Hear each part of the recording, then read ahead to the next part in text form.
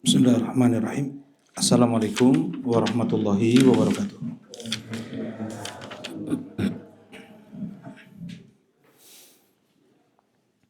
Innal hamdalillah nahmaduhu wa nasta'inuhu wa nastaghfiruh wa na'udzu billahi min shururi anfusina wa min sayyiati a'malina may yahdihillahu fala mudilla lahu wa may yudlil fala hadiya lahu. Asyhadu an la ilaha illallah wahdahu la syarika lah. Asyhadu anna Muhammadan abduhu wa rasuluh sallallahu alaihi wa ala alihi wa sahbihi wa sallama tasliman katsira, amma ba'd. Qala Allah ta'ala fil Qur'anil Karim, ya ayyuhalladzina amanu taqullaha wa qulu qawlan sadida yuslih lakum a'malakum wa yaghfir lakum dhunubakum wa may yuti'illaha wa rasulahu faqad faza fawzan 'azima. Alhamdulillah, kita bersyukur dengan kita memuji Allah Subhanahu wa taala yang mutlak karena limpahan nikmat, rahmat dan ihsan-Nya. Di pagi hari Kamis ini kembali Allah mudahkan kita untuk duduk, berkumpul, bermajlis di rumahnya dalam majlis ilmu, dalam majlis ibadah.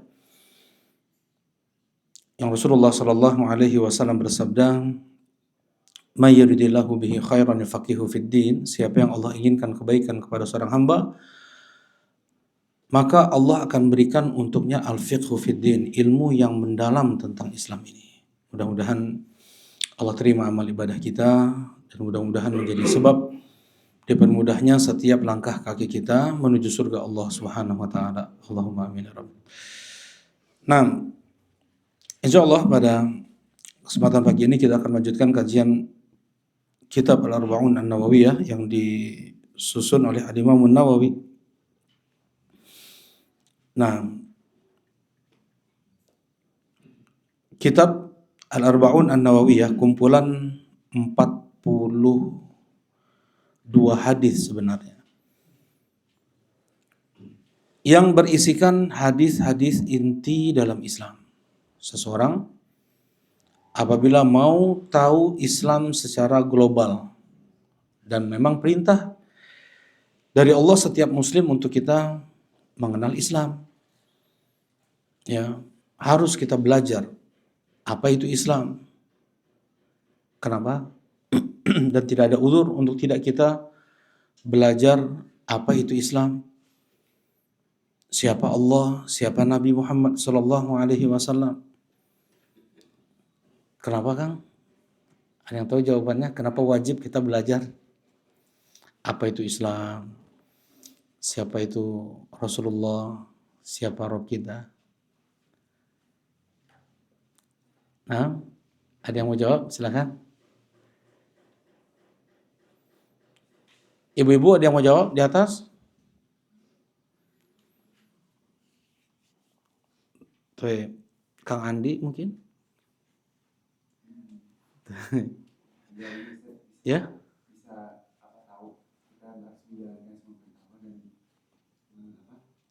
Menjauhi larangan Allah. Nah, bagi Nanjar agar jangan tersesat. Ya. Tuh, Abu Ammar. Ini Abu Ammar. Nah, silakan Abu Ammar. Oh ya. Jadi Abu Ammar satu lagi. Nah, Masya Allah. Jazakallah khair. Jadi agar kita bisa menjawab pertanyaan di alam kubur nanti. Kalau kita bisa menjawab 3 pertanyaan di alam kubur, maka akan mudah urusan kita kemudian. Ya, entah ratusan tahun kah, ribuan tahun lagi kah di alam kubur, di padang mahsyar 50.000 tahun. Kemudian ketika audit hisab, ketika timbangan amal, ketika sirat, akan mudah. Surga akan mudah. Tapi kalau di awal pertanyaan ketika dia baru masuk ke liang lahat, 3 pertanyaan tersebut tidak bisa dia jawab, maka azab demi azab terus sampai neraka. Ya. Yang bisa membantu kita untuk menjawab 3 pertanyaan tersebut apa, Bang Felis? Iman. Iman. Dan tanpa belajar ilmu agama nggak mungkin ada iman. Mustahil. Ya. Iman yang benar ya. Bukan iman yang ngaco tuh. Banyak iman-iman yang ngaco, banyak. Ya, seperti pesantren-pesantren yang ngajarin ilmu tenaga dalam itu pesantren ngaco itu. Mempunyai keyakinan-keyakinan yang ngaco itu. Ya, kenapa? Karena Rasulullah SAW punya ilmu kebal nggak? Para nabi punya ilmu kebal nggak? Manya ajengan aya ilmu kebal tuh. Ya, nabi nggak punya ilmu kebal. Kemudian para ajengan punya ilmu kebal. Itu ajengan yang ngaco itu. Jadi jangan terpukau pondok pesantren. Mereka pakai nama pesantren, pakai nama ajengan, pakai nama ustadz, kiai. Kalau pakai nama dukun, setan, pendopo kesesatan, pada datang nggak? Nggak datang. Karena targetnya orang Islam, ya jadi pakai nama pondok pesantren. Yang ngajarnya pakai nama ustadz, pakai nama kiai, ajengan. Ya. Nah, iman yang benar tidak bisa ditempuh kecuali dengan belajar ilmu agama. Ilmu agama yang benar. Ya. Dengan itu wajib bagi kita untuk belajar ilmu agama yang bersumber langsung dari Al-Qur'an dan Sunnah. Bukan ilmu agama kuma ajengan we, kuma saur keterangan we. Bukan seperti itu. Tetapi ilmu agama mana hujahnya dari ayat Al-Qur'an, mana ayatnya, mana hadisnya. Tidak boleh seseorang berbicara tentang agama sedikit pun kecuali harus ada sandaran dalil dari ayat Al-Qur'an dan hadis Nabi sallallahu alaihi wasallam. Ya. Tong nanya dalil pamali. Ya. Kemudian ustadz teh dalil. Ustadz dalil. Ustadz dalil Katolik itu. Ya, itu Katolik itu. Jadi kalau agama Katolik Kristen itu ya, ucapan pendeta sama dengan wahyu. Kalau di Islam ucapan ustadz ajengan sama dengan wahyu. Nggak boleh ditolak. Makanya ustadz salah. Masa ajengan salah? Nah, ini penanaman taklid ya, pembodohan terhadap kaum muslimin. Nah ini bagaimana ulama besar Syafi'iyah Al-Imam An-Nawawi rahimahullahu taala, beliau ingin mengajarkan Islam kepada kaum muslimin hanya menyebut dalil saja. Di sini nggak ada ucapan beliau kan? Hanya dalil-dalil saja.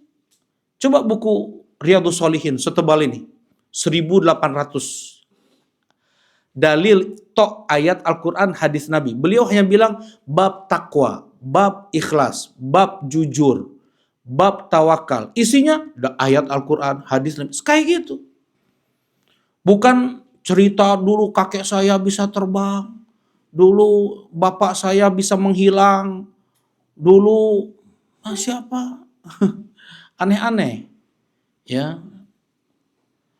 Emangnya kalau wali Allah itu ditandai dengan kesaktian gitu. Kalau sakti pasti wali Allah. Gimana bantahannya? Coba Abu Ammar. Abu Ammar yang depan. Kang Oscar. Kalau yang sakti udah pasti wali Allah enggak?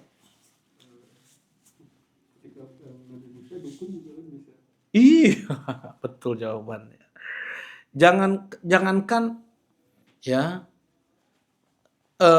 maksudnya yang bisa melakukan kesaktian, maksudnya hal-hal yang itu di luar kebiasaan manusia, terbang, jalan di atas air, itu nggak mesti wali Allah, dukun, dajjal, yang paling hebatnya siapa? Dajjal, ya, ifrit, Jadi nggak ada satupun ayat Al-Quran dan hadis Nabi yang menunjukkan kewalian, yang menunjukkan kesolehan, yang menunjukkan keimanan adalah kesaktian. Satupun dalil nggak ada. Tapi itu bagaimana ditanamkan ke banyak kaum muslimin sehingga mereka melihat apabila ada seseorang bisa sakti, kebal lah, bisa mendatangkan batu lah, bisa mendatangkan emas lah, ini dan itu. Kemudian dia orang sakti. Dajjal ketika dia keluar, emas keluar dari tanah bukan segini-segini, bukan setiang-tiang. Setiang-tiang itu keluar, berlian keluar, ngikutin Dajjal. Jalan, ikutin Dajjal. Suruh turun hujan.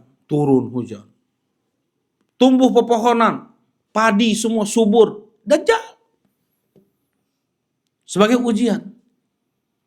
Kampung mana yang menerima Dajjal seperti itu subur. Kampung mana yang tidak menerima Dajjal kemaraukan. Ya, Ifrit bisa menempuh perjalanan kurang lebih 6.000 km dalam waktu 2 detik. Ifrit, ayah wali cina ngapung ke Mekah balik deui gitu. Ya. Nah, jadi hanya surga bisa dimasuki dengan iman dan amal soleh. Hanya itu. Ya. Siapa orang soleh itu? Yang punya iman dan amal soleh. Siapa wali Allah? Dia yang beriman dan beramal soleh.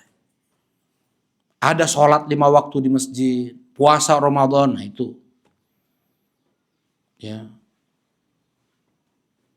Tapi kalau aneh-aneh nih, ya, bajunya aneh, serbannya gede sendiri. Baju Rasulullah, pakaian Rasulullah Shallallahu Alaihi Wasallam nggak beda dengan sahabat yang lain. Maksudnya kalau ajengan ustadz mah harus serbannya gede sendiri, ya bajunya mentereng sendiri misalnya. Enggak. Nah, jadi yang kita jadikan contoh dalam beragama itu Nabi Muhammad Shallallahu Alaihi Wasallam. Tong ajengan iya, ajengan itu, bukan. Satu-satunya manusia yang diperintahkan oleh Allah untuk kita ikuti, untuk kita contoh, tarekat satu-satunya yang benar hanya tarekat Nabi Muhammad Shallallahu Alaihi Wasallam. Apa itu tarekat? Ya, tarekat itu apa Bang Felis? Terjemahannya, Kang ke depan dikit Kang. Apa namanya? Punten. Kasihan nanti teman-teman yang baru datang. Apa sunnah secara bahasa? Sunnah secara bahasa, Abu Baga, Bang Walis. Definisi sunnah secara bahasa. Jalan, cara hidup kebiasaan. Iya. Dan tarekat namanya. At-tariqah. Tariqah itu jalan, ajaran, tuntunan. Ya, bahasa kitanya tariqah jadi tarekat. Semua tarekat nggak ada yang benar kecuali hanya tarekat Rasulullah Shallallahu Alaihi Wasallam. Ya, nah jadi kita harus tahu beragama ini sumbernya apa? Apa sumber kita dalam beragama? Kalau logika sebagian orang, logika siapa yang kita ikuti? Pendapat siapa yang kita ikuti? Ya, semua orang punya logika, semua orang punya pendapat. Tetapi kalau acuannya adalah Al-Quran dan sunnah Nabi Shallallahu Alaihi Wasallam, dan itu memang perintah dari Allah, pastilah benar. Allah Subhanahu Wa Taala mengatakan, wa in tanaza'tum ya ayyuhalladzina amanu tanaza'tum fi syai'in farudduhu ila Allah war Rasul. Orang beriman, apabila kalian berselisih sekecil apapun tentang urusan agamakah, duniakah, kembalikan ke Allah dan Rasulnya. Ke Allah kumaha? Al-Quran maksudnya. Ke Rasul gimana sudah meninggal? Ke sunnah beliau maksudnya. Taraktu fikum tsaqalain lan tadillu ma in tamassaktum bihima. Aku tinggalkan untuk kalian dua hal yang kalian tidak akan mungkin sesat apabila kalian berpegang dengan keduanya, kitabullah wa sunnati. Itu kata Rasulullah SAW. Gak akan mungkin sesat. Ya. Tetapi yang pasti sesat kalau dia menjadikan dia beragama itu hanya mengikuti kata fulan, kata fulan, kata fulan, kata fulan. Ya. Sebagian ada yang berlebihan mengikuti ucapan tabi'in. Tetapi ucapan Rasulullah nggak diikuti. Ya, nah jadi pastikan setiap agama yang kita pegang itu sudah ada sandaran hukumnya, sudah ada sandaran dalilnya dari ayat Al-Quran dan hadis Nabi Shallallahu Alaihi Wasallam. Ya, ini kaidah secara umum. Ya, kaidah secara umum. Kalau di luar itu maka sesat. Allah Subhanahu wa taala berfirman, "Wa ma kana lil mu'minin wa la mu'minatin idza qadallahu wa rasuluhu amran ay yakuna lahumul khiyaratu min amrihim wa may ya'sillahu wa rasulahu faqad dhalla dhalalan mubina." Tidak semata sebagai seorang mukmin dan mukminah apabila Allah sudah membuat suatu keputusan, mereka punya pilihan lain, enggak ada. Siapa yang memaksiati Allah dan Rasulnya maka dia telah sesat dengan kesesatan yang sangat nyata. Allah Subhanahu wa taala berfirman, "Fala wa rabbika la yu'minun hatta yuhakkimuka fi ma shajara bainahum, thumma la yajidu fi anfusihim harajan mimma qadait wa yusallimu taslima." Demi Rabbmu ya Muhammad, sungguh mereka belum beriman sampai mereka menjadikanmu sebagai hakim pemutus perkara terhadap apa yang mereka perselisihkan. Kemudian tidak ada rasa berat hati dalam hati mereka dan mereka benar-benar berserah diri. Itu mukmin baru, kata Allah Subhanahu wa taala. Falyahdharil ladzina yukhalifuna an amrihi an tusibahum fitnatun yusibahum adzabun alim. Berhati-hatilah mereka yang berani menyelisihi ajaran tuntunan Nabi SAW akan tertimpa kepada mereka itu fitnah atau tertimpa kepada mereka azab yang sangat pedih. Nah, ini semua ya banyak lagi sebenarnya dalil-dalil perintah tegas pasti dari Allah dan Rasulnya untuk kita menjadikan Al-Quran dan Sunnah sebagai landasan kita dalam beragama, ya, nggak boleh yang lainnya. Jadi penting kita untuk belajar ilmu agama Islam. Penting kita belajar Arba'un Nawawiyah ini. Tadi apa? Kenapa? Karena Arba'un Nawawiyah ini menjelaskan tentang Islam secara global. Jadi wajib nggak kita belajar Islam secara global untuk kita bisa menjawab pertanyaan man rabbuka. Jadi nggak ikut-ikutan kita dalam berislam. Nah, Jumatan, batur ge Jumatan, tidak tikus Jumatan. Ya. Puasa, ngabuburit, adat, budaya, kebiasaan. Keluarga, masyarakat, ngabuburit itu mah mana-mana ngiring, abi mah ngiringan. Ya. Eta kumaha salat Idnya kumaha rame na we. Jadi intinya mereka beragama itu hanya sebagai adat, budaya, kebiasaan, bukan sebagai perintah dari Rabb-nya, sang penciptanya. Dia diciptakan sebagai budak, kita diciptakan sebagai budak yang tidak punya pilihan. Akal kita ini liar, hati kita ini liar, luar biasa. Tapi bagaimana itu harus dikekang dengan hukum Allah dan Rasul-Nya untuk bisa mendapat kebahagiaan dunia dan akhirat. Ya, jangan dikira ya mereka yang bisa melampiaskan hawa nafsu mereka di dunia ini mereka tenang. Hidup mereka tenang, banyak yang bunuh diri. Tukang apa ya? Tukang bikin ketawa orang, tukang lawak, apa namanya? Pelawak. Ada nggak yang bunuh diri? Pelawak bunuh diri, dia bikin orang ketawa ya nggak? Dikiranya gimana? Ketawa bahagia, menunjukkan bahagia, senang kan? Pelawak bunuh diri. Penyanyi bunuh diri ada? Penyanyi bunuh diri. Dia bikin happy orang. Dia sendiri gak happy itu. Kalau dengan nyanyi itu dia happy, mana mungkin dia bunuh diri? Jadi jangan dikira seorang yang dia melampiaskan hawa nafsunya, kemudian dengan itu dia mendapatkan kebahagiaan di dunia ini. Enggak. Tetapi ketika seorang muslim dia memenjarakan dirinya dengan ketaatan pada Allah Subhanahu wa taala, salat 5 waktu di masjid, Kenapa sholat 5 waktu? Saya budak Allah. Saya nggak punya pilihan lain. Allah suruh saya sholat 5 waktu di masjid, sami'na wa ata'na. Dan ketika di awal dia mungkin perlu perih, perlu perjuangan untuk menjaga sholat 5 waktu di masjid. Ya, dia harus santun sama orang tua, nggak boleh dia melawan. Walaupun orang tuanya mungkin ngomel kasar, tapi dia sayang sama orang tuanya, dia cium, dia peluk.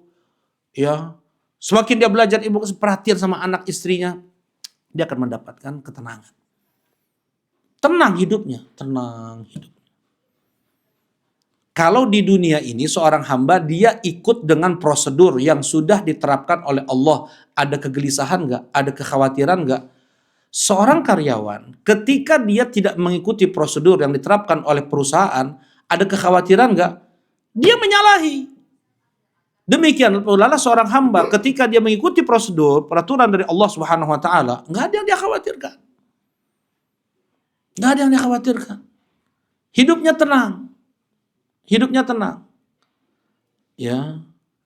Allah berfirman, "Man 'amila shalihan min dzakarin aw untha wa huwa mu'min falanuhyiyannahu hayatan thayyibah." Siapa yang beramal soleh, mau laki-laki atau perempuan, dia beriman, berarti iman dan amal soleh. Tadi Anda bilang, maka benar-benar kami akan berikan untuk dia kehidupan yang baik di dunia dan di akhirat. Ya, janji dari Allah Subhanahu wa taala. Wala yukhlifullahu al-mi'ad, dan Allah tidak menyelisih janjinya. Ya. Dan itulah yang kita lihat bagaimana mereka para sahabat. Mereka hidup mungkin enggak dikatakan sederhana zaman kita sekarang ini, enggak, di bawah dari sederhana itu. Tetapi mereka merasakan kebahagiaan. Kebahagiaan itu bukan pada, jadi bukan apa ya, bahagia itu beda dengan senang. Bahagia itu beda dengan senang. Ya. Tapi seorang mukmin dia merasakan manisnya iman, seorang mukmin dia merasakan lezatnya iman. Coba kata Rasulullah, "Madza qata'mal iman man radiya billahi rabba wa bil islami dina wa bi Muhammadin sallallahu alaihi wasallam nabiyya." Seseorang akan mendapatkan lezatnya iman apabila dia ridha Allah satu-satunya sebagai Rabb dia. Pasrah dengan apa yang datang dari Allah. Islam sebagai agamanya. Nggak ada pilihan lain dalam agama. Hanya Islam yang benar. Semua agama batil semuanya. Dia yakini semua agama batil. Satu-satunya agama yang tidak menyembah makhluk hanya Islam. Yang lain yang disembah sapi. Yang disembah jin, setan yang disembah. Yang disembah batu, yang disembah kayu. Islam satu-satunya agama yang hanya menyembah satu Tuhan. Yang menyembah satu Tuhan. Batur main tilu, sapi loba puncit aya deui. Ya. Nah, orang yang mengatakan semua agama sama, itu bisa kafir, itu bisa murtad. Dan kenapa mereka tetap beragama Islam kalau mereka bilang semua agama sama? Mendingan mereka Kristen ya. Kalau Kristen mah rek naon datang ke pastor, saya telah melakukan ini beres we. Kalau Islam, kita bertobat, beristighfar dari berpuluh tahun, ada jaminan Allah sudah terima? Gak ada jaminannya. Sholat kita dari kecil, puasa kita sudah ada dijamin terima. Tapi kita hanya berharap. Dan khawatir. Harap, khawatir, janjang manuk, sayap burung seimbang. Baru dia stabil di dunia ini. Dia nggak merasa soleh, dia pun nggak berputus asa, gitu ya. Kalau dia harus harap dan khawatirnya seimbang. Duh dosa, saya takut dosa yang saya bawa. Tapi saya berharap Allah mengampuni dosa saya, Allah terima amal ibadah saya. Nah ini harus seimbang nih. Dengan itu dia nggak akan jumawa, soleh tinggal sholat 5 waktu di masjid, ya nggak ada, belum tentu diterima. Ya, nah dengannya itu seorang mukmin itu Dia mengkhawatirkan Allah tidak terima amal ibadah dia. Makanya dia terus berusaha, dia terus nangis, dia terus memelas kepada Allah Subhanahu wa taala. Ya, sebagaimana Allah Subhanahu wa taala berfirman, walladzina walladzina Allahumma di surat Bang Felis ada Quran Bang Felis. Di surat Maryam ayat. Ini Qurannya udah susah ini.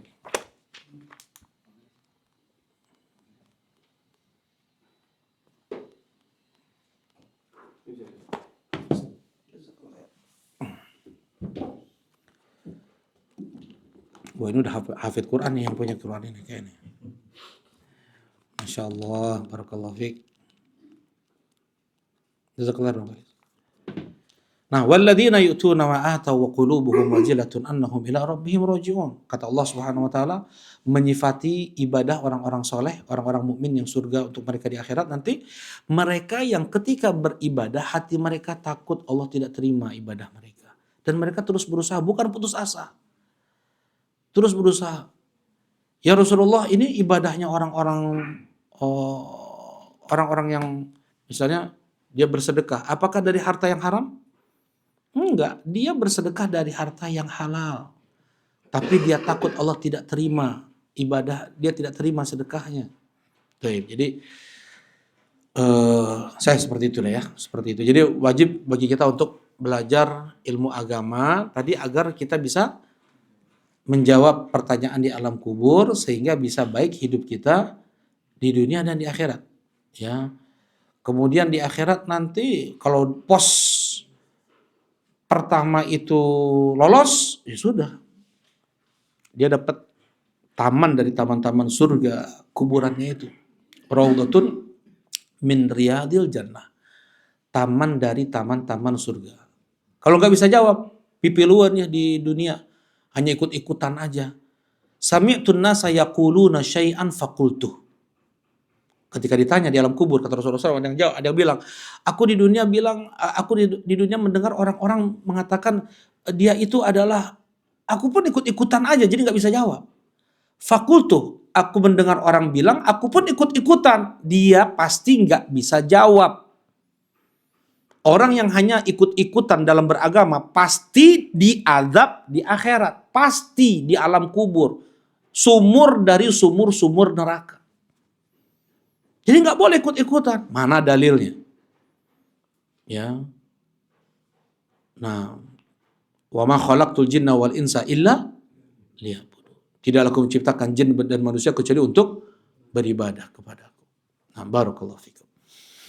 Nah, kita masuk hadis yang ke-18 ya. Ini hadis tentang takwa.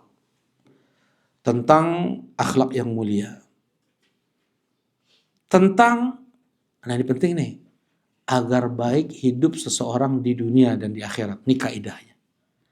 Mau baik hidup seseorang dunia dan akhirat, pegang hadis ini jadi prinsip. Maka akan baik hidup dia di dunia dan di akhirat. Tuh. Dan ini kayaknya nggak akan selesai satu pertemuan. Wa an Abi Dzar Jundub ibn Junadah wa Abi Abdurrahman Mu'ad ibn Jabal radhiyallahu taala anhuma an Rasulillah sallallahu alaihi wasallam. Dari sahabat Nabi Abu Dzar Jundub ibn Junadah dan Mu'ad ibn Jabal radhiyallahu taala anhuma. Hadis ini diriwayatkan oleh dua sahabat, Abu Dzar dan Mu'ad ibn Jabal. Yang pertama Abu Dzar. Abu Dzar ini mantan begal. Ya. Mantan begal. Kelihatan dari wajahnya ya sangar banget. Abu Dzar ini. Raut-raut wajah yang pernah hidup di jalanan seperti itu. Suka ngebegal orang, bunuh kayak itu. Tiba-tiba dia mendengar ada di Mekah orang ngaku nabi. Terketuk hatinya. Pergi dia ke Mekah. 20 hari atau 30 hari, saya lupa ya. Dia lihat Rasulullah dari jauh, dia coba dengar. Enggak datang ke Rasulullah, enggak. Cuma dia lihat aja dari jauh. Gimana Rasulullah bermuamalah. Ya, bagaimana kaum musyrikin mencelanya. Dia lihat dari jauh, dia pelajari. selama 20-30 hari. Dan nggak ada yang dimakan kecuali air zam-zam, gemuk. Gemuk, hanya makan air, hanya minum air zam-zam. Ditanya oleh Rasulullah, kau makan apa selama 20 atau 40 hari, yang lupa ya. Hanya minum air zam-zam ya Rasulullah. Rasulullah mengatakan, ma'u zam-zam ta'amu tu'min wa shifa'u suqmin. Air zam-zam itu adalah makanan bernutrisi dan Shifa'u suqmin, obat dari penyakit, dari apapun penyakit. Itu kata Rasulullah SAW. Baik. Akhirnya masuk Islam Abu Dzar ini, mengucapkan syahadat. Abu Dzar dari ingatkan, Abu Dzar, nih bagaimana orang-orang kafirnya, mereka kaum musyrikin sangat keras terhadap orang Islam. Kau pulang aja dulu. Ya. Abu Dzar datang ke tokoh-tokoh Quraisy bilang, asyhadu an la ilaha illallah wa asyhadu anna Muhammadar Rasulullah. Kira-kira di kumaha tuh? Iya digulung. Digulung, pingsan Abu Dzar ini. Dipukulin habis sampai pingsan, diobati oleh Ali bin Abi Thalib. Besoknya datang lagi. Ada wanian atau namanya begal Hello Kitty atunya. Ya, cenah begal atuh. Mantan bukan, astagfirullah. Mantan. Kemudian bilang lagi, saudara, dipukulin lagi. Pingsan lagi. Rasulullah ada mengarahkan kayak gitu. Diobatin lagi, diselamatkan oleh Ali bin Abi Thalib. Nah, udah 3 kali, barulah Abu Dzar pergi ke Bani Ghifar. Jadi Abu Dzar Al-Ghifari dari Bani Ghifar. Abu Dzar diminta oleh Nabi SAW untuk mendakwahkan Islam. Ajak orang-orang Bani Ghifar masuk Islam. Wahai Abu Dzar, pergilah. Nanti kalau engkau sudah dengar aku pergi ke satu negeri, kali engkau pergi juga ke negeri tersebut. Nah, barulah bertemu Rasulullah di Madinah. Abu Dzar Al-Ghifari. Beliau ini orangnya agak, ya memang keras. Dan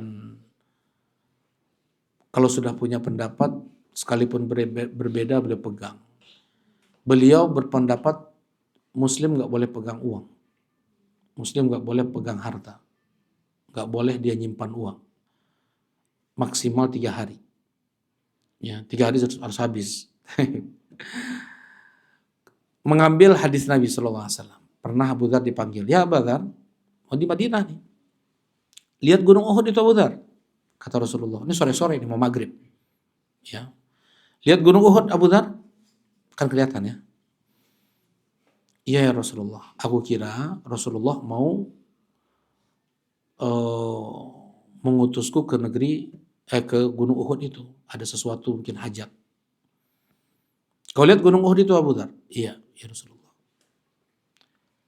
Andaikan aku memiliki sebesar gunung Uhud emas, tidak akan sampai 3 hari kecuali sudah aku bagikan kepada orang-orang fakir, orang-orang miskin, kecuali hanya 2 dinar untuk menutupi hutang-hutangku. Hanya itu saja. Nah ini yang dijadikan pegangan oleh Abu Dzar. Padahal kan Rasulullah nggak ada juga di sana kalimat harus harus menyedekahkan. Rasulullah bilang, kalau aku punya sebesar gunung emas, aku akan bagi-bagikan. Nggak sampai 3 hari. Rasulullah tidak memerintahkan, kalian tidak boleh menyimpan uang. Nggak ada kayak gitu. Bahkan ketika Sa'ad ibn Abi Waqqas radhiyallahu taala anhu di Haji Wada', berarti 3 bulan sebelum Rasulullah meninggal, sakit parah Sa'ad bin Abi Waqqas, sahabat Nabi SAW. Rasulullah SAW menjenguk Sa'ad dan berkata, Sa'ad, ya Rasulullah, inni dzu malin. Ya Rasulullah, aku ini orang banyak harta. Berarti kalau banyak harta nyimpan uang nggak? Nyimpan uang. Dan tidak ada yang mewariskan dariku kecuali 1 orang, putriku saja. Bolehkah aku sedekahkan hartaku itu 2/3-nya? 2/3 kalau punya 3 miliar, ya Rasulullah, bolehkah aku bersedekah 2 miliar? Aku punya 3 miliar ya Rasulullah. Boleh aku sedekah 2 miliar? Jangan, kata Rasulullah SAW. 1,5 miliar ya Rasulullah. Syatter, setengahnya. 1,5 miliar boleh. Jangan, kata Rasulullah SAW. 1 miliar? Boleh 1 miliar. Itu terlalu banyak, kata Rasulullah. Itu terlalu banyak, kata Rasulullah SAW. Coba. Ya. Maksudnya, padahal Rasulullah membolehkan Abu Bakar bersedekah dengan 3 miliar. Seluruhnya boleh Abu Bakar. Umar bin Khattab 1,5 miliar. Misalnya punya uang 3 miliar, boleh. Kenapa kok nggak boleh Sa'ad? Kenapa Abu Bakar dibolehin? Kenapa Umar dibolehkan oleh Nabi SAW? Karena Abu Bakar dan Umar, mereka ketika bersedekah dengan uang sebanyak, dengan seluruh harta mereka itu, dalam keadaan mereka sedang sehat walafiat, kuat, mereka bisa bekerja setelah itu. Beda dengan saat sedang sakit-sakit parahnya, ya Rasulullah, balaghobi minal waja'i mataro. Ya Rasulullah, lihat, sakitku sudah separah ini, kayak bakal mati aku ya Rasulullah. Boleh nggak sedekah? Karena yang kita bawa mati adalah yang kita sedekahkan. Kalau sudah mati, bukan harta kita lagi. Itu sudah harta istri kita, udah harta anak kita, udah harta ayah kita, udah harta ibu kita. Memang seperti itu hukumnya. Ya bukan harta kita lagi. Nah, jadi kata Rasulullah, as-sulus was-sulusu katsir. Boleh sepertiga, tapi sepertiga terlalu banyak. Kurangin sedikit, seperempat, kata Rasulullah. Bukan kata Rasulullah, kata Abdullah bin Abbas. Rasulullah hanya mengatakan boleh sepertiga, tapi itu sudah terlalu banyak. Kata Abdullah bin Abbas, baiknya kurang dari sepertiga. Jangan sampai sepertiga. Innaka antada' warasatakal aghniya khairun laka min antada'ahum yatakaffafunan nas. Engkau tinggalkan anak istrimu dalam keadaan mereka berkecukupan, itu lebih baik daripada engkau tinggalkan mereka mengemis-ngemis ke orang. Itu kata Rasulullah SAW. Ya, baik. Nah, boleh nggak jadi menyimpan harta? Boleh. Utsman bin Affan menyimpan harta. Abdurrahman bin Auf, orang-orang kaya semua ini. Abu Bakar orang kaya, nyimpan harta boleh. Nah, Abu Dzar nggak boleh nyimpan harta, bahkan keras beliau. Ada khilaf sama Utsman, Amirul Mukminin. Khilaf sama Utsman. Sampai Utsman pun dialognya agak keras gitu ya dengan Utsman bin Affan. Diskusinya keras, akhirnya pergi Abu Dzar ini ke Robadah namanya. Robadah 80 km kalau nggak salah dari Madinah, pakai kemah doang. Ya, bukan bedeng, bukan. Kemah biasa aja. Dia dengan istrinya hidup berdua di sana. Sampai meninggal Abu Dzar Al-Ghifari. Nah, jadi ada orang yang memang kuat ya. Abu Dzar Jundub ibn Junadah. Nama beliau Jundub ibn Junadah. Wa Abi Abdurrahman. Nah, jadi bisa kita ambil faidah ya. Tidak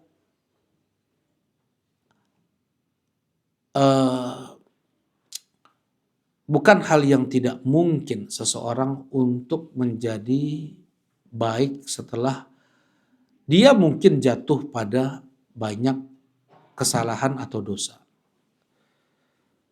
Bahkan banyak. Ya, di antara ulama Imam Masjidil Haram. Imam Masjidil Haram dulu namanya Fudail bin Iyad. Sama nih, begal juga nih. Tukang kompas. Jadi kalau lewat daerah itu harus bayar sama Fudail. Kalau enggak ya dihabisin. Ya. Sampai dia menjadi imam Masjidil Haram, coba. Dia tobat, dia enggak lagi ngulangin, dia menyesal. Kemudian sampai dia menjadi masjid. Tiba-tiba jadi imam Masjidil Haram gitu? Enggak kan? Ada proses kan? Kalau dia seorang yang tobat ada proses kan? Belajar. Ya, belajar, menghafal. Ada yang dia tebus gitu. Ada yang ditebus dari kesalahannya dulu itu. Kalau dulu pernah begadang untuk maksiat, kalau sekarang begadang untuk ibadah gitu maksudnya. Dulu pernah mengeluarkan uang untuk maksiat, sekarang mengeluarkan uang untuk ibadah. Ya, dulu pernah mungkin dengan tangannya dia mukulin orang, sekarang dengan tangannya bantu orang. Itu cara tobat yang paling, kata Syekhul Islam, tobat yang paling diterima dengan perbuatan sejenis yang dia lakukan dalam maksiat itu. Misalnya dia maksiatnya dengan harta, tobatnya dengan harta. Maksiatnya dengan ucapan dulu, ya tobatnya dengan ucapan. Ya, maksiatnya dengan tadi dengan tangan, nah bagaimana dia bertobatnya juga dengan tangan. Nah, barakallahu fikum. Baik, kita lanjutkan. Wa Abi Abdurrahman Mu'ad ibn Jabal. Yang satu lagi ulama besar lagi. Ini hebat kalau ini. Ini dai muda. Abu Abdurrahman Mu'ad ibn Jabal. Ini mah pernah ngimamin, ya saking memang ulama ya. Pernah ngimamin orang kampung atau kompleknya sholat isya dengan surat Al-Baqarah. Dengan surat Al-Baqarah.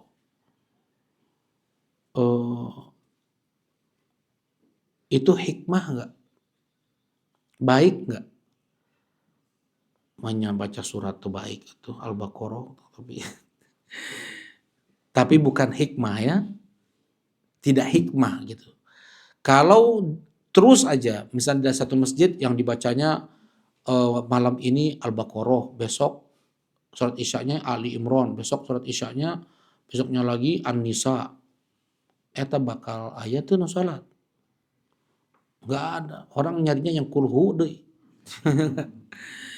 Orang nyarinya yang pendek. Orang mau ke masjid aja itu sudah harus kita jaga. Jangan sampai yang sudah di masjid jadi kabur. Ya. Makanya mungkin di mana Masjid Bang Felis yang sholat subuh hari Jumat dibacanya As-Sajadah sama Al-Insan. Di mana? Al-Musyawarah, Masya Allah. Iya, ya maksudnya terus ya. Sekali. Oh, kalau ada tamu, kalau ada orang-orang. Oh gitu. Enggak, kalau selain di sana, ada nggak? Maksudnya dekat-dekat? Belum temu ya. Kalau Masya Allah kalau anak di kampung itu, ada tuh masjid. Tahu mereka as-sajadah sama al-insan. Pun kaget. Ini terus setiap Jumat? Iya setiap Jumat. Masya Allah. Ya, orang umum, Masya Allah, as-sajadah sama al-insan setiap Jumat. Jadi terkadang kita nih harus cari masjid yang agak jauh sedikit untuk bisa mendapatkan pahala lebih, karena sholat yang paling dicintai oleh Allah dalam satu pekan itu adalah sholat apa? Subuh di hari Jumat. Sholat subuh di hari Jumat. Itu sholat yang paling afdol dalam dalam satu pekan. Dan tentunya yang dilakukan sunnah Nabi. Apa itu? Tadi rakaat pertama yang dibaca as-sajadah 1,5 lembar. Ya, kemudian di rakaat kedua al-insan hanya 1 lembar. Nah, ini pun sebenarnya nggak mengapa ya. Tapi kalau seandainya ada orang yang mungkin ya dia belum paham, ya nggak apa-apa memang. Ya, cuman kitanya cari yang itu diamalkan sunnah Nabi SAW agar lebih besar pahalanya. Gak apa-apa mungkin pakai motor ya 10 menit, 15 menit untuk kita menempuh masjid sholat subuh hari Jumat, yang di sana bisa seseorang sempurna dalam menunaikan sunnah Nabi SAW. Nah, kalau masjid misalnya setiap malam bacaannya surat panjang-panjang, ada nggak yang sholat di masjid tersebut? Nggak ada kebanyakannya. Nah, Mu'ad ibn Jabal ditegur keras oleh Nabi SAW. Jadi Rasulullah SAW itu ya gini ya, beliau itu luar biasa dalam melihat psikologi keimanan para sahabat. Kalau sahabat itu dia tepundungan, dicarek teh, dia nerima, ya, kemudian orangnya mau ya intinya nggak baperan ya, nggak baperan. Itu Rasulullah tegas-tegas itu. Di depan umum terkadang Rasulullah ingatkan. Ya, bukan artinya kalau itu disebutkan juga dalam kitab Tauhid beberapa pertemuan yang lalu ya. Bahwasanya terkadang Rasulullah mengingatkan orang dengan tegas pun di hadapan orang-orang. Jadi nggak mesti yang namanya menasehatin itu terkadang harus berdoa, itu memang baik. Kalau seandainya ya Rasulullah ketika mengingatkan A'rabi, orang Arab Baduy, Rasulullah mengingatkan Muawiyah bin Abi Sufyan, bukan Muawiyah ibn Hakam, salah ketika sholat, Rasulullah datangi, sholat ini nggak boleh ada ucapan obrolan manusia, wahai Muawiyah, berduaan, nggak ada orang yang tahu, itu bagus. Tapi kalau sebagian sahabat sebagai juga peringatan untuk sahabat yang lain, terkadang Rasulullah tegas.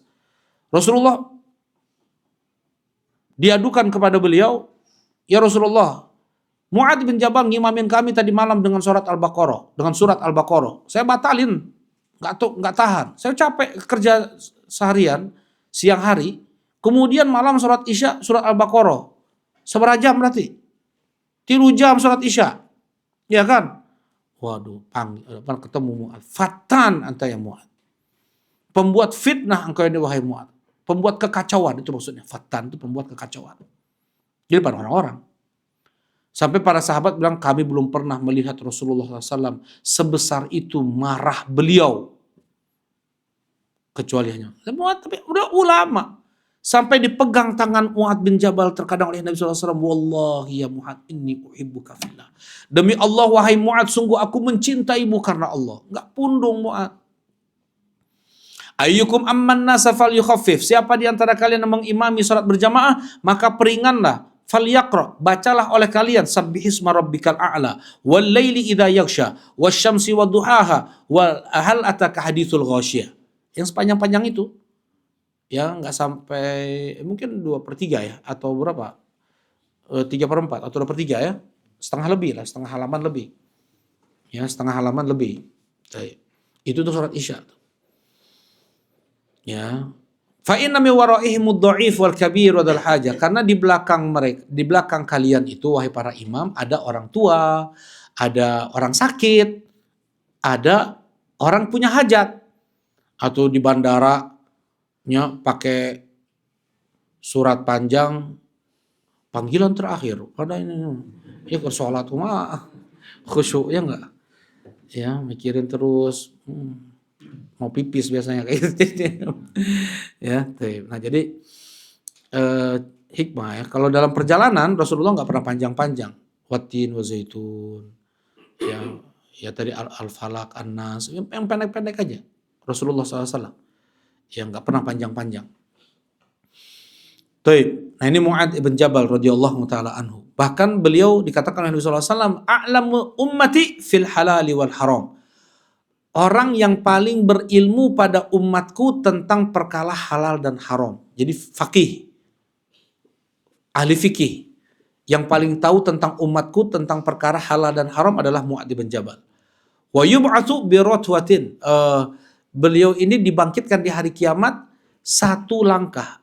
Dalam riwayat 1 sejarah orang melempar paling jauh dari kloter atau jamaah para ulama. Jadi nanti orang itu dikumpulkan sesuai dengan yang mereka cintai.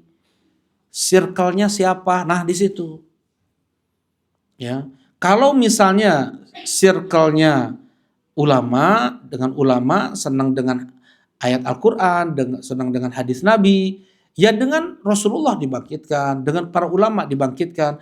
Nah, yang menjadi pemimpin mereka adalah Mu'ad ibn Jabal. Ya, kata Rasulullah SAW. Pemimpin para ulama, Mu'ad ibn Jabal. Ya. Kalau senangnya sama Korea nyebunya. Ya, Korea tak artis. Ya sama mereka juga nanti di hari kiamat. Hati-hati. Kim Jong Un, Ya, Kim Jong Il bukan. Ya. Nah, hati-hati. Anta ma'aman ahbabta yaumal qiyamah. Engkau bersama yang engkau cintai di hari kiamat. Itu kata Rasulullah SAW yang bilang. Itu Rasulullah yang bilang. Hati-hati. Ya. Nah, Muadz bin Jabal radhiyallahu taala anhu kemudian Rasulullah utus ke negeri Yaman. Sedih ya beliau ketika disuruh ke negeri Yaman tuh beliau sedih. Kenapa? Karena Rasulullah pun udah kelihatan nggak lama lagi meninggal gitu, sakit beliau. Tapi gimana lagi perintah Nabi SAW untuk beliau berdakwah ke negeri Yaman. Ya, Rasulullah kirim sendirian beliau pergi ke negeri Yaman, berdakwah di sana di negeri Yaman. Negeri Yaman orang Yahudi, orang Kristen di sana. Ya, karena memang orang Yaman tidak ada keinginan untuk menyerang Islam, menyerang Nabi Muhammad. Maka Rasulullah tidak kirim pasukan ke Yaman itu. Hanya satu orang untuk dakwah. Ya. Jadi Islam ini kayak misalnya jadi Islam ini bukan disebar dengan pedang, bukan. Ya, Indonesia contohnya, Malaysia misalnya. Ya. Nah, Yaman itu hanya karena sebab satu orang Muadz ibn Jabal radhiyallahu taala anhu. Ya diawali ya. Kemudian negeri Yaman menjadi negeri iman, negeri fikih dan negeri hikmah kata Rasulullah sallallahu alaihi wasallam. Ja'akum ahlul Yaman hum araqu afidah. Datang kepada kalian orang Yaman, mereka orang yang hatinya paling lembut kata Rasulullah sallallahu alaihi wasallam. Baik. Ini sosok Muadz ibn Jabal radhiyallahu taala anhu. Ya, pernah baca Quran. Beda dengan yang dihafal oleh Umar bin Khattab radhiyallahu taala anhu. Jadi Muadz bin Jabal dapat dari Nabi, Umar bin Khattab pun dapat dari Nabi gitu ya. Beda nih. Umar dengar surat Al-Furqan dibaca oleh Muadz ibn Jabal, beda. Langsung dicekek. Ya, dia apa namanya? Pakai selendang diikat lehernya, kemudian dibawa ke Rasulullah sallallahu alaihi wasallam. Ya Rasulullah, ini Umar bin Khattab ya. Ya Rasulullah, dia baca Quran berbeda dengan apa yang kau ajarkan kepadaku ya Rasulullah. Coba baca wahai Muadz. Baca. Hakadha unzil. Seperti ini diturunkan. Coba baca engkau wahai Umar. Hakadha unzil. Seperti ini memang diturunkan. Diturunkan Al-Quran itu dengan 7 lagam, 7 bukan lagam, 7 bacaan, 7 qiraat. Ya. Nah, jadi benar. Ya, Rasulullah sendiri yang minta tambah lagi wahai Jibril, tambah lagi. Jadi 7 cara baca Al-Quran. Misalnya kayak misalnya apa ya? Ada yang baca kalau perhatikan bisa di masjid dulu ya, sekarang udah jarang yang kori dulu. Kayak wal ard. Jadi ada jeda. Kalau kita kan bacanya wal ardi, langsung wal ard. Ini enggak wal, ada jedanya. Ard. Ada yang sambung wal ard. Nah, seperti itu. Itu cara baca. Ya, kemudian di ujungnya kalau tak marbutoh langsung dia imalah. Jadi wal malaike. Jadinya ini bukan orang Jakarta yang baca ya, bukan. Ya, ada kalau kita kan wadduha. Ada yang wadduha. Ada yang wadduhe. Jadi ada 3, ada imalah sughra, ada imalah kubra. Ya. Nah, enggak sama. Kalau kita yang kayak gitunya cuman 1.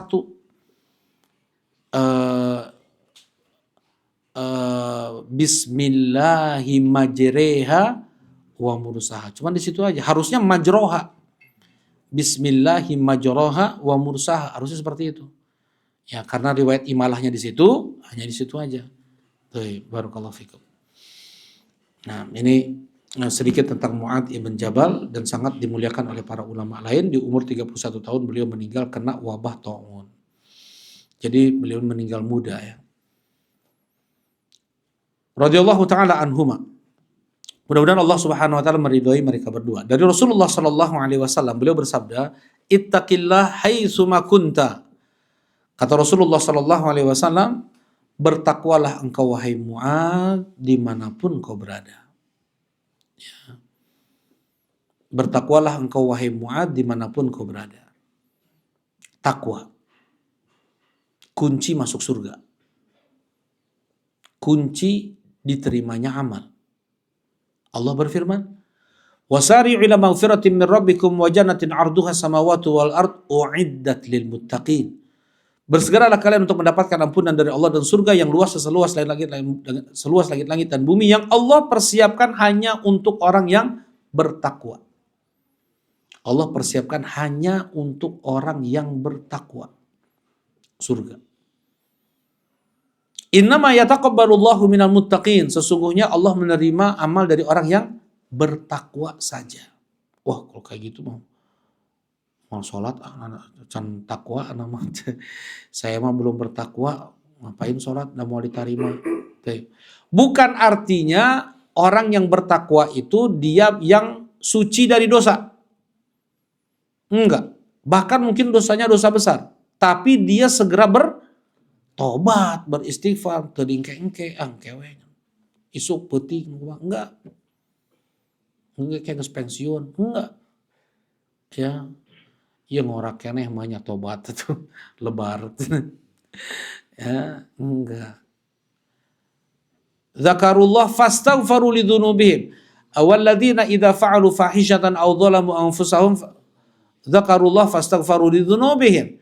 Mereka yang apabila melakukan perbuatan keji atau mereka menzalimi diri mereka, ketika ingat Allah fastaghfaru.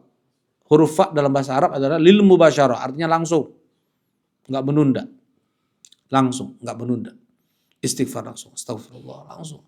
Allah tuh maha menerima tobat. Yang menjadi masalah tuh kita yang bertobatnya ini. Allah tuh mesti mengampuni hamba-hambanya. Yang bermasalah tuh kitanya. Ini jujur nggak kita minta ampun ini, sepenuh hati nggak kita minta ampun. Kita tunaikan nggak syarat-syarat tobat. Kalau Allah mah pasti nerima tobat. Allah mah pasti ngampunin dosa hamba-hambanya. Yang jadi masalah mah kita. Allah mah pasti nerima amal hamba-hambanya. Yang menjadi masalah kita, udah ikhlas belum? Sesuai nggak amalan kita dengan tuntunan Nabi? Ini yang menjadi masalah. Syarat diterimanya amal adalah ikhlas dan sesuai dengan tuntunan Nabi Shallallahu Alaihi Wasallam. Kalau enggak, ya jadi masalahnya di kita intinya mah.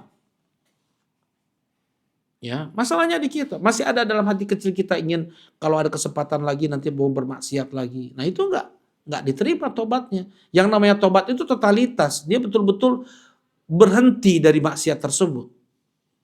Ya,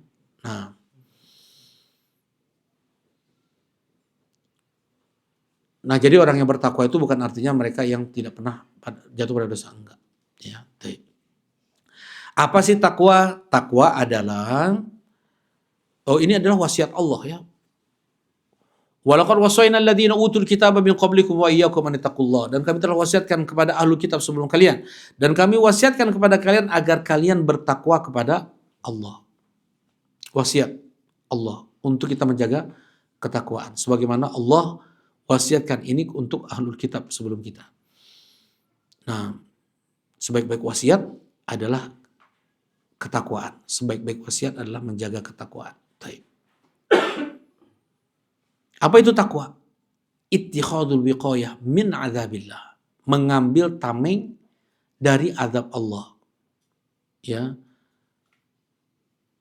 Bagaimana seseorang tidak diazab oleh Allah? Hanya dengan dua hal. Apa itu Pak Felis? Ya, Masya Allah. Menjalankan perintah Allah, menjauhi larangan Allah. Kemudian para ulama mereka menyederhanakan definisi takwa itu adalah menjalankan perintah Allah, menjauhi larangan Allah. Ya. Mau jadi orang yang bertakwa? Tunaikan dua hal ini. Perintah Allah kerjakan, larangan Allah tinggalkan. Mau diazab pasti gak akan diazab. Pasti surga. Ya. Pasti dia diampuni seluruh dosa-dosanya. In tattaqullaha yaj'al lakum furqanan wa yukaffir ankum sayyi'atikum wa yaghfir lakum. Kata Allah Subhanahu wa taala surat Al-Anfal, andaikan kalian bertakwa kepada Allah, Allah akan berikan untuk kalian furqan. Apa itu furqan? Pembeda. Ini bisa ngebedain mana yang buruk, mana yang baik, mana yang jahat, mana yang baik. Nah, bisa ngebedain. Dan Allah akan gugurkan dosa-dosa kalian dan Allah ampuni dosa-dosa kalian. Ya, orang bertakwa. Baik. Nah, jadi jaga ketakwaan kepada Allah Subhanahu wa taala. Di mana? Kapan? Di masjid Hungkul. Di depan orang. Haitsuma kunta. Dimanapun kau berada. Dimanapun kau berada. Sebagian orang dia bertakwa kepada Allah hanya di masjid aja. Di luar masjid, enggak dia jaga ketakwaan. Enggak dia jaga pandangan. Dia enggak jaga lisan. Kalau di masjid mah soleh. Di depan orang jadi wali Allah. Jadi wali Allah. Dohirnya. Baik. Ya. Ketika bersendirian, jadi wali setan. Ya. Jadi, bertakwa kepada Allah itu bukan hanya di depan orang, ya, tetapi di saat dia bersendirian, bukan hanya di masjid, tetapi dimanapun, bahkan di kantor, di jalan, di mana dia jaga ketakwaan, jaga hal-hal yang itu melanggar aturan Allah. Jangan sampai dia bermaksiat. Ya, perintah Allah tidak dia kerjakan dan larangan Allah dia langgar. Jangan sampai. Ya, haitsuma kunta, dimanapun kau berada. Ini yang pertama. Ya, ini wasiat Rasulullah SAW yang pertama. Bertakwalah engkau dimanapun kau berada. Ini bakal surga. Hidupnya akan baik dunia dan akhirat. Urusan dunianya pun akan baik. Ya Rasulullah, bagaimana? Bukan ke Rasulullah. Afan ke Syekhul Islam Ibnu Taimiyah. Ya Imam, tolong kasih aku wasiat. Bagaimana agar bisa baik dunia dan agamaku. Itu harapan kita kan sebenarnya. Bagaimana agama kita bagus, bagaimana dunia kita pun stabil. Gimana nih caranya? Ya. Tolong kasih wasiat, jangan panjang-panjang. Syekhul Islam hanya menyebutkan hadis ini. Hadis ini. Ya, ini yang kita kupas nih. Wa atbi'is sayyi'atal hasanata tamhuha. Ya, wa atbi'is sayyi'atal hasanata tamhuha. Apa artinya? Dan gugurkanlah dosa itu dengan amal soleh. Maksudnya iringi, kau sudah dosa, kalau kau sudah berbuat dosa, langsung perbanyak amal soleh. Karena amal soleh itu akan menggugurkan dosa. Seperti misalnya Rasulullah SAW ketika mendapatkan ada seorang Arab Baduy kencing di Masjid Nabawi, tanah. Masjid Nabawi itu tanah, lantainya.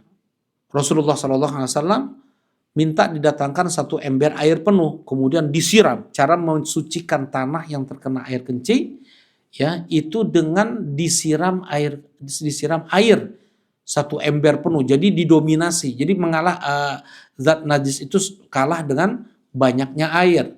Nah, najis itu adalah maksiat yang kita lakukan. Dihapus dengan banyaknya amal soleh. Seperti itu. Anda pernah cerita kisah Abu Jandal enggak? Abu Jandal. Belum ya? Nah, jadi Umar bin Khattab radhiyallahu taala anhu, beliau pernah melakukan kesalahan di Hudaybiyah. Sempat beliau meragukan keputusan Rasulullah sallallahu alaihi wasallam. Sampai beliau mengatakan, wa amiltu laha a'malan. Aku tebus kesalahanku itu dengan banyak sekali amal. Ya, apa sih kesalahannya Umar bin Khattab? Ketika Rasulullah sallallahu alaihi wasallam di tahun 6 Hijriah, berarti 6 tahun Rasulullah enggak lihat Ka'bah. Rindu, jangan 6 tahun. Ya, orang 6 bulan aja udah rindu lagi sama Ka'bah. Ya, setahun enggak lihat Ka'bah, rindu. Ya. Tiap hari dia bermunajat dengan Allah Subhanahu wa taala. Dia ingin lebih dekat dengan Allah Subhanahu wa taala. Ya. Rindu Rasulullah dan para sahabat untuk melihat Ka'bah. Dimimpikan oleh Allah Subhanahu wa taala. Tawaf, umroh mereka ini. Ayo umroh tuh. Berangkat. 1.400 orang. Di bulan Dzulqa'dah. Kenapa Rasulullah pilih bulan Dzulqa'dah? Karena bulan tidak ada peperangan di sana. Orang musyrik gak akan nyerang. Orang kaum musyrikin gak akan nyerang. Ya, jadi Rasulullah cuma bawa kain ihram sama pedangnya golok samping aja. Jadi bukan baju perang. Baju perang, kalau perang mah kan pakai helm besi, pakai baju perang, baju besi kayak gini mah enggak. 1.400 orang berjalan dari Madinah ke Mekah. Berapa kilometer itu? 480 sekian lah ya, 480, 435 lupa. Setelah 400 lebih puluh kilometer, sisa 20 kilometer lagi. Dulu nggak ada kereta cepat, ya, nggak ada bis, nggak ada aspal, ya, harus muter, harus nurun, harus naik kayak gitu. Sisa 20 kilometer lagi. Ini udah lewat 400 kilometer lebih udah ditempuh sama Nabi SAW. Berhari-hari berarti kan? 400 kilometer atuh. Ya, pakai unta kan nggak mungkin 5 jam. Sekarang pakai bis aja 5 jam, ya berapa jam? 4,5 jam ya, 4,5 jam. Terus ditahan oleh orang musyrikin Quraisy. Nggak boleh masuk, nggak boleh. Karena pada saat itu memang masih ada apa? Sengketa kan, peperangan Rasulullah dengan orang Quraisy itu masih ada. Diutuslah orang Quraisy mengutus fulan. Nego dengan Nabi, nggak ketemu. Utus lagi siapa, nggak ketemu. Misalnya nggak ada poin-poin nggak bisa disepakati. Rasulullah ngutus Utsman bin Affan, nggak ketemu. Akhirnya mereka mengutus Suhail ibn Amr. Sesama mereka aja khilaf tuh orang Quraisy itu. Biarkan saja Muhammad cuma umroh, dia nggak perang, dia tidak memerangi kita. Lihat bajunya baju umroh, ya, biarin aja. Selesai umroh dia pergi lagi. Enggak, mana harga diri kita? Kita ini kasta Arab tertinggi, orang paling kuat, Arab paling kuat. Musuh kita masuk ke kampung kita dibiarin aja. Seenaknya tawaf terus pergi lagi. Mana harga diri kita? Nah itu sebagian tokoh Quraisy ya. Akhirnya bikin perjanjian. Tahun ini kalian pulang. Ya, kalian nggak boleh masuk Mekah. Mana harga diri kita? Kalian bunuh bapak-bapak kami. Dia nggak merasa bunuh. Ya, kalian bunuh bapak kami. Mana harga diri kami kalau seandainya kalian masuk? Apa kata orang Arab semuanya ini? Kalau kalian masuk seenaknya nyelonong, kata. Pulang kalian. Ini butir pertama. Kalau kalian mau tetap umroh, tahun depan. Setahun lagi, Dzulqa'dah tahun depan baru boleh. Kasih waktu 1 tahun. Yang Umar nggak senang nih. Aduh ini. Pertama Bismillahirrahmanirrahim. Tulis hapus itu Ar-Rahman. Kami nggak tahu Ar-Rahman. Ya, hapus. Kami taunya Bismika Allahumma. Jadi bukan ahya wa amut ya, bukan. Enggak, sampai Bismika Allahumma ya artinya Bismika Allahumma itu dengan namamu ya Allah gitu. Dengan namamu ya Allah kami membuat butir-butir poin berikut ini. Kesepakatan antara hadza ma shalaha bihi Muhammad Rasulullah wa Quraisy. Ini yang disepakati oleh Muhammad Rasulullah dan apa ini Rasulullah kata Suhail. Kata Suhail ini. Apa Rasulullah? Kalau kami akui engkau Rasulullah, kami nggak akan perangi engkau. Hapus. Dihapus lagi. Kesal nggak Umar tuh? Bismillahirrahmanirrahim dihapus. Rasulullah dihapus. Tadi butir suruh pulang, nggak senang mereka, nggak senang. Harus tahun depan. Aduh, kita nggak ngehargain, kita udah 400 kilometer jalan. Yang lebih perihnya lagi. Kalau ada orang Mekah masuk Islam, pergi ke Madinah, pulangin lagi ke Mekah. Kalau ada orang Madinah murtad, kembali ke agama nenek moyang, mau kembali ke Mekah, jangan kalian tahan. Ini kesepakatan merugikan kaum muslimin kan. Tapi itulah butir-butir kesepakatan yang turun ayat Allah, inna fatahna laka fathan mubina. Kami telah berikan kepada engkau ya Muhammad kemenangan dengan kemenangan yang nyata. Bukan Fatu Makkah, Sulh Hudaybiyah. Karena sebab Sulh Hudaybiyah terjadilah Fatu Makkah. Ini kemenangan nih. Ya. Datang Abu Jandal, anaknya Suhail tadi, orang asalnya kafir ya. Yang bikin perjanjian dengan Rasulullah. Anaknya datang. Ya Rasulullah, bawa aku bersamamu, bawa aku ke Madinah. Suhail, aku udah tanda tangan. Gak bisa. Ya Muhammad udah tanda tangan. Kau gak boleh bawa dia ke Madinah. Ini persetujuan nih, kau harus balikan ke Mekah. Suhail, Rasulullah, kalau aku dikembalikan ke Mekah, kalau aku tinggal bersama mereka, ini aksya'an uftan. Aku khawatir akan terkena fitnah mereka. Berat nggak Rasulullah menimbangnya nggak? Wahai Suhail, mudah-mudahan ada kebaikan Allah kepadamu. Itu aja cuman. Harus sabar jadinya. Umar nggak senang hati. Didatangi Abu Jandal ini. Anaknya Suhail ini. Iya, besok bunuh bapak. Ini pedang nih. Ya. Bunuh tuh. Bapakmu itu kafir. Ya nggak dibunuh. Ya enggak lah. Akhirnya Umar bin Khattab bilang ke Rasulullah, ya Rasulullah, bukankah engkau telah dimimpikan kita akan tawaf? Betul Umar, tapi kan nggak mesti tahun ini. Ya Rasulullah, awalasna alal haqqi wahum alal batil. Ya Rasulullah, bukankah kita di atas kebenaran dan mereka di atas kebatilan? Awalaisa qatlana fil jannah wa qatlahum fin nar, dan bukankah yang terbunuh di kalangan kita di surga dan yang terbunuh di kalangan mereka di neraka? Benar wahai Umar. Kenapa kita nggak serang mereka sekarang? Mati-matian aja Rasulullah. Mati kita udah beribadah umrah, mati lagi, wah jihad lagi udah, insyaallah husnul khatimah. Inni Rasulullah walastu asiyah. Aku ini utusan Allah dan aku tidak akan memaksiati Allah. Ini perintah Allah. Datang Umar ke Abu Bakar. Ya Abu Bakar. Ya Abu Bakar.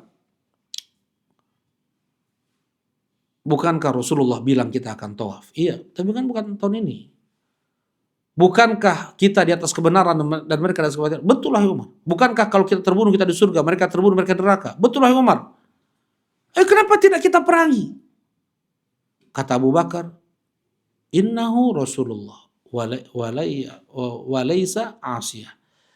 Nabi Muhammad adalah utusan Allah dan dia tidak akan memaksiati Allah. Iman Abu Bakar lebih kuat daripada Umar. Beres weh. Kemudian Rasulullah bilang ke para sahabat, udah cukup tahallul sekarang, tahallul. Terus potong dulu mah kalau umroh itu harus kurban ya. Dulu harus kurban, sekarang enggak. Potong unta kalian. Enggak ada yang mau, marah Rasulullah. Biasanya sahabat jangankan disuruh sedikit langsung ya. Ini enggak ada yang mau. Maksudnya mereka masih berharap Rasulullah mengubah perjanjiannya. Enggak perang gitu, mati-matilah gitu. Ya itu para sahabat. Itu ada ibu-ibu di sana.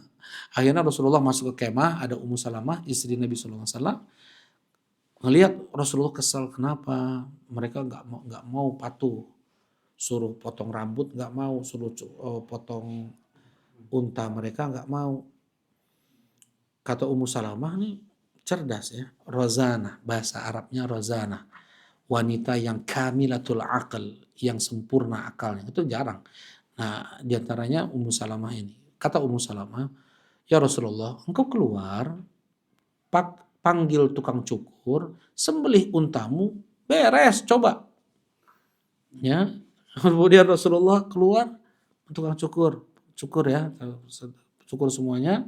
Mana unta Nabi SAW dikurban? Sembelih, langsung semua 1.400 serentak saling cukur-cukuran mereka. Ya, seperti itu mereka. Oh, berarti Rasulullah gak akan mengubah janji. Nah, apa yang mau saya sampaikan? Ketika Umar bin Khattab ada sedikit keraguan pada perdamaian Hudaybiyah tersebut, wa amiltu laha a'malan. aku tebus kesalahanku tersebut dengan banyak amal-amal soleh. Aku tebus. Salah, dosa. Wa atbi'is sayyi'atal hasanata tamhuha. Iringi dosa itu dengan amal soleh, karena itu akan menggugurkannya. Ya, kalau kita punya dosa langsung kita bertobat. Nah, jangan kita berdosa dengan lisan, dengan mata, dengan telinga misalnya. Langsung kita bertobat. Tuh. Wa atbi'is sayyi'atal hasanata tamhuha. Nah, di sini bisa kita lihat bagaimana orang setingkat Mu'adz bin Jabal, ajengan gak nih Mu'adz bin Jabal nih? Nah, orang soleh. Surga juga. Aku mencintaimu karena Allah. Gak mungkin Rasulullah mencintai orang yang dibenci oleh Allah. Dan ketika Allah sudah mencintai seseorang, gak akan diazab. Pasti gak akan diazab. Orang Yahudi dan Nasrani bilang, kami dicintai oleh Allah. Nahnu abna'ullah wa ahibba'u. Kami ini anak-anak Allah dan kekasih-kekasih Allah. Jadi kami ini dicintai oleh Allah. Apa kata Allah? Qul, katakan kepada mereka ya Muhammad, falima yu'adzibukum bidzunubikum.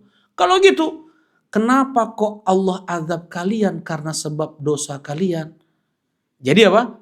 Kalau Allah mencintai seseorang, maka tidak mungkin Allah mengazabnya. Bal antum basyarum mimma khalaq. Kalian tuh manusia seperti yang lainnya. Siapa yang diazab? Nenek moyang mereka Allah ubah menjadi babi-babi dan kera-kera. Diazab oleh Allah. Pedah naon? Pedah naon? Karena apa Bang Felis? Buat makan. Apa mak? Mancing pedah ngusep. Kur ngusep jadi babi-babi dan kera-kera. Tapi mereka mau menipu Allah ya. Mereka itu, jadi orang Yahudi, mereka nggak boleh melakukan kegiatan apapun kecuali ibadah dari malam Sabtu sampai beres Sabtu. Jadi malam Sabtu sampai sore depannya gitu, 24 jam itu nggak boleh kegiatan apapun, mereka harus ibadah. Ya, itu orang Yahudi seperti itu ajarannya.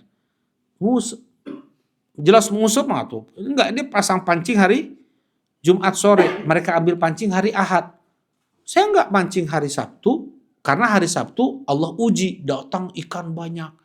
Dari hari Ahad ke Kamis, dari hari Ahad ke Jumat, ikan nggak kelihatan, nggak ada ikan.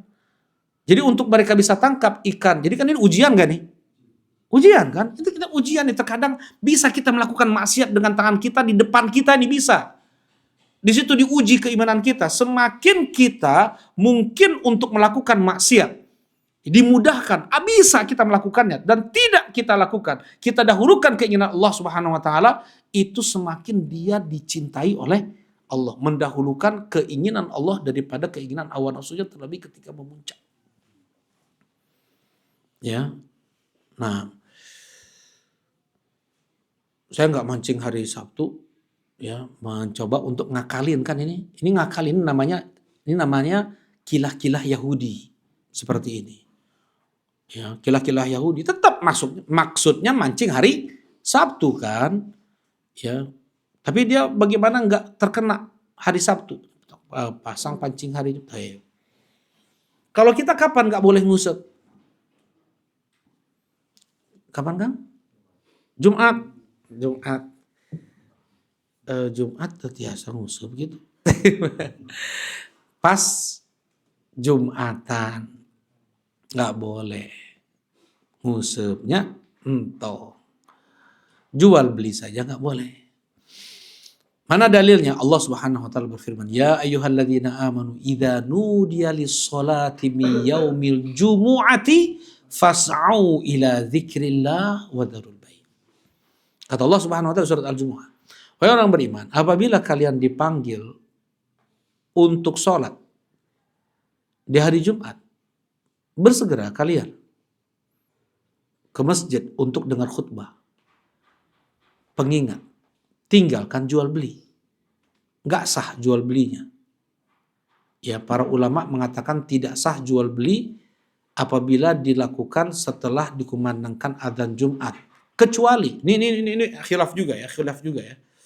Kecuali mereka yang tidak diwajibkan Jumatan. Boleh baru melakukan transaksi. Siapa mereka itu? Para wanita, para budak, barudak, anak-anak, musafir. 4 nih. Wanita mungkin sama mereka buka warung, ada yang mau beli, ibu-ibu yang lain, ibu-ibu jualan, ya jual belinya ke ibu-ibu boleh. Karena mereka tidak diwajibkan untuk Jumatan. Tapi kalau seandainya yang jualnya laki-laki, yang wajib Jumat atau yang belinya kayak gitu, ini nggak sah, ini haram ini. Nggak sah, nggak berkah jadinya. Jual belinya tuh nggak berkah. Ya, ketika azan sudah dikumandangkan. Ya.